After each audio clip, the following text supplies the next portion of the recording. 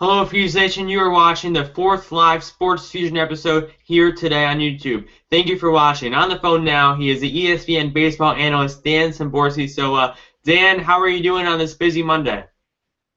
I'm doing well. How are you? Good. So, we got a lot of baseball news. A-Rod might be going to Miami. So, what do you think about A-Rod potentially signing with the Miami Marlins today? It seems weird on one level, simply because it seemed like the farewell in the press conference was kind of the correct coda for his career. But the Marlins, they don't really have much depth. They've actually been playing Chris Johnson this year, so it's probably not the worst idea in the world. I mean, they'll bring in more than their usual 25 fans to the games if they have A-Rod trying to hit a milestone.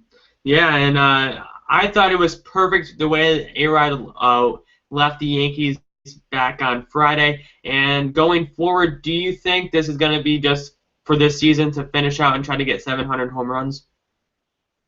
I can't see him coming back next season, but the thing about A-Rod is he's always been really into baseball in a way that not all stars are, and I think people sometimes forget that about him. You look at Derek Jeter, he's walked away from the game fairly comfortably. For A-Rod, I think it's a harder path to take. I still don't think that we'll see any more of him when it comes down to it, but who knows? Yep. Okay, so last night the Cubs and the Cardinals matchup, and of course the Cardinals defeated the Cubs last night. So do you think the Cardinals is the perfect wild card team? Because I don't think they can catch up with the Cubs in that division. So do you think the Cardinals are going to make the playoffs in the wild card? They have been my favorite for the second wild card for a while. I think that they're just a fundamentally sounder team than the Marlins or the Pirates, or the Mets even, and the Mets, of course, are farther back now. I think they're the favorite. Obviously, I think the first wild card is going to be the loser of the NL West race. The Cardinals remain my favorite for second. They actually have the second or third best run differential in the NL. So it's not a bad team. You look at their .525 winning percentage, you go, but they're a better team than that. Yeah, and we'll switch gears back to the AL East.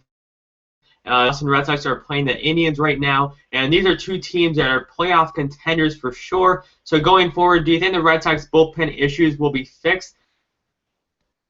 Probably not. It's really hard to fix issues at this point of the season. Now, Drew Pomeranz is actually pitching well today. There were some questions about when he was struggling if the team had hit an elbow injury from the Red Sox. But he's pitching well today.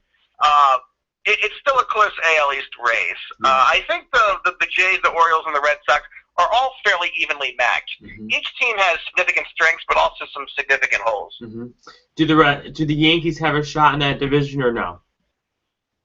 No, it's one thing when you're 6.5 in a two-team race. That's possible. It's still difficult with 6 weeks left of the season, but it's at least possible to make up 6.5 games on one team. When you're against 3 other teams making up 6.5 games, it's very difficult because they have to make 6.5 on the Jays, they have to make up 4.5 on the Red Sox, and they have to make up 6 on the Orioles. And that makes the odds much worse for them. Okay, before we wrap up this interview, you wrote an article earlier today about the Kansas City Royals, and I want you to talk a little about the Royals going forward in the next few years. Well, you look at the Royals team as they've advanced, because when they first had their emerging season in 2013, when they just burst into contention, they were a younger team with a better farm system. As they've been better, they've been drafting lower. The prospects aren't as good.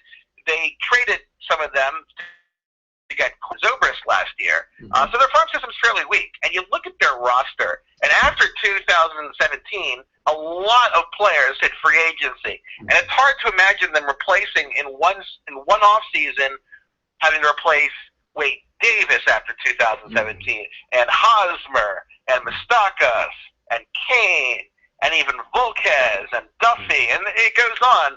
Something like 60% of their expected 2016 wins above replacement or 2017 become free agents after 2017, and that is a very difficult thing to replace. That suddenly they can't do it with the farm system, and they can't do it with money. So it's one of the Dayton Moore's biggest challenges is how to avoid that abyss, because they finally have Royals fans really pumped about the team now, which is a big deal after 30 years. Right.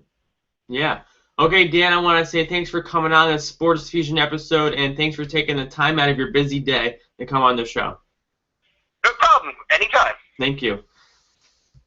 Okay, you just heard it from Dan. What did he have to say about the Kansas City Royals? Well, it doesn't look good for the next few years for Royal fans. Thank you for watching this Sports Fusion episode. I will see you tomorrow. The main interview on tomorrow's show will be Todd Stottlemyre, a former MLB pitcher. Thank you for watching this Sports Fusion episode. See you tomorrow. Have a great day.